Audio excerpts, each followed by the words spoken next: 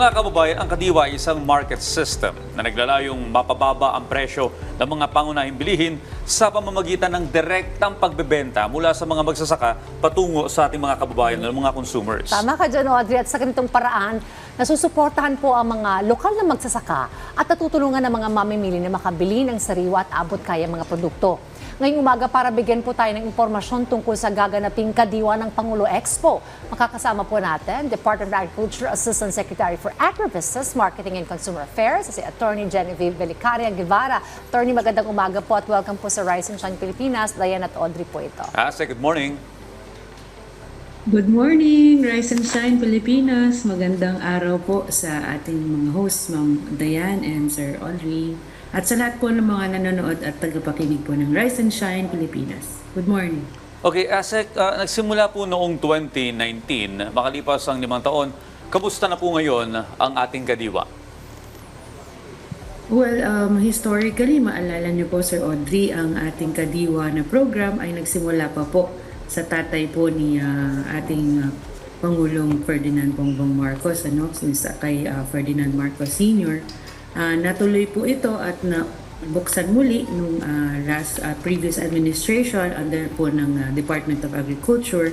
And pagpasok po nitong termino po ni Pangulong BBM ay tuloy-tuloy po ang paglago at pagdami ng ating mga Kadiwa stores. At ngayon pinangalanan na po itong Kadiwa ng Pangulo program kung saan po hindi lamang po DA na o DA lamang ang nangunguna dito, kundi convergence na po ito ng iba't ibang sangay ng pamahalaan. Kasama po natin dito ang DILG, ang DTI, ang DSWD, ang DOLE, ang OPPMS at of course ang ating PCO, kung saan ito pong mga government agents nito ay nagtutulong-tulong para ganapin po ang Kadiwa ng Pangulo ng mas regular na basis. So hindi lang po siya isang araw lang sa isang buwan. Layunin po natin na maging regular po o linggo-linggo sana ang pagbebenta natin sa Kadiwa ng Pangulo. At nakikita po natin na marami pong mga ating mga kababayan ang sumusuporta talaga at patuloy po ito sa pagdami talaga. Malaking tulong rin ito. Makakamura ka dyan talaga sa mga Kadiwa. Well, as of now po, Asek, ilan na po yung ating Kadiwa centers o Kadiwa store sites sa buong bansa? Sa buong bansa, we have a total of 600, no? Almost 616. Ang current po natin na Kadiwa centers ay 108. Meron po tayong 447 na pop-up Kadiwa. Kasama dito yung mga Kadiwa on wheels. At yung ating pinaka Kadiwa ng Pangulo na kasama natin yung mga LGUs.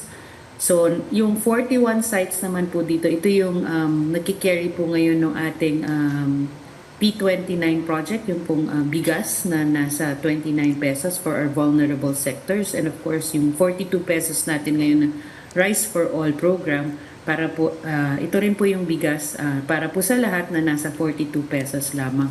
So ito po yung mga sites, 41 sites pa lang po. Meron din po tayong mga ibang sites pa from NIA, from National Irrigation Administration na nagbebenta po nitong murang bigas.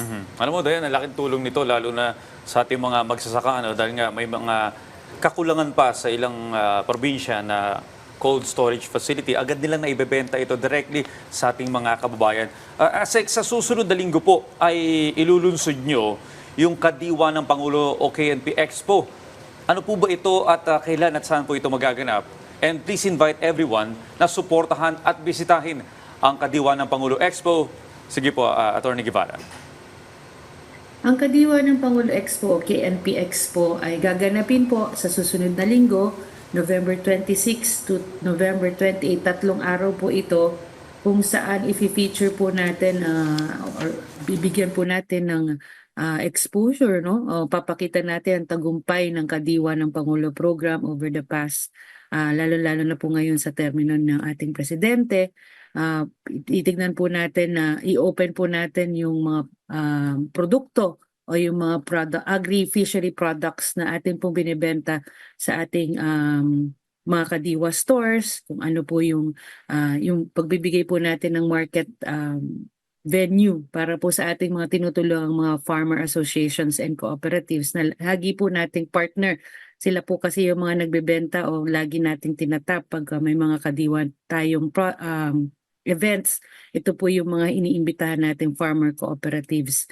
So binigyan natin sila ng pagkakataon dito sa KNP Expo na ma-feature po yung kanilang products, lalo na po yung mga supplier natin ng bigas, ng ating mga gulay. Kasama rin po natin dito yung ibang mga tinutulungan nating mga cooperatives under DTI, also NDSWD, hindi lang po ng DA.